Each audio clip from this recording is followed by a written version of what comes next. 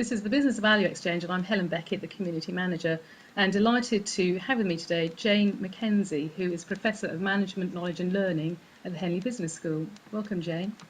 Hello, Helen. Jane, I know you've been conducting some research at Henley looking at the appropriateness of different leadership styles, particularly in the context of a business climate that we have of very rapid change. What have the findings been? Well, we were looking at the context of very rapid change because organisations need to learn at the same rate of change, or even better, be one step ahead if they're going to stay viable in this changing economy. And the sources of those change are actually quite important. It is the fact that we're globally connected. It is the fact that knowledge doubles almost on a daily basis, and the fact that social connectivity has allowed more people, both inside and outside the organisation, to have a greater voice. So the consequence of that is that we are still need the procedures, the governance and the regulations, the efficiencies and standardisation, but we also need to learn just as fast as the changes that are going on in the outside world. And that can be uncomfortable, and leaders are right at the forefront of creating the conditions for others to learn.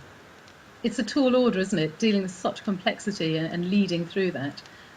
Did you find that there are any constraints with traditional leadership styles? Well, I think the issue is about how they manage relationships effectively. Organisations can be impersonal, and leadership is a position of authority, either through expertise or through hierarchical position. And those sorts of things are not necessarily inspiring to learning. So the shortcomings of old style leadership may be that they're more directional, more authoritative, and less facilitative and developmental.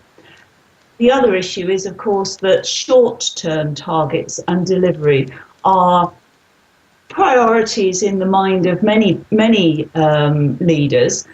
But we can't neglect the developments and the long-term learning requirements, which often require us to unlearn the things that have helped us get to the top. That's interesting to hear. You describe it in a very complex arena where leaders are having to step out of their comfort zone. And I notice as well the emphasis you place on learning this sort of process. I wonder, do you have any advice or tips for CIOs and the rest of the C-suite, perhaps on how to make effective decisions and to lead in uncertain times?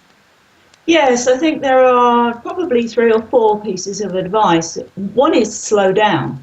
Don't frame the problem too soon, because it's easy to rush to quick solutions when you're placed in a position of authority or leadership and people need answers. But actually, it's involving them in the process of finding the answers, which both helps them learn and means that the answers are more relevant to the situation. It also gives you time to explore more the influences on your own judgment, and encouraging direct reports to help your learning. Being open to not knowing everything is really helpful, and seeking more cross-silo input to get a more rounded perspective. Inevitably, what that's going to mean is you're going to face contradictions, and it's a well-known problem in decision-making that people want to avoid contradictions, to move away from them because it's uncomfortable. But they can be a source of creativity, and recognising them as a source of creativity can be very useful.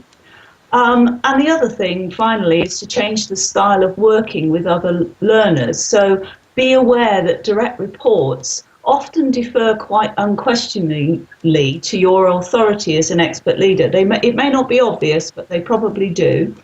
And to separate performance management conversations from development conversations so that they don't feel that pressure to deliver and therefore defer to your authority may be helpful things to think about. Those are some great steers for our CIOs and the rest of the C-suite. So it's a fascinating area, and I know visitors can will get access to the deep research and the link we're going to provide too. So many thanks for your time right now, Professor Jane McKenzie. You're welcome. Thank you. I enjoyed it.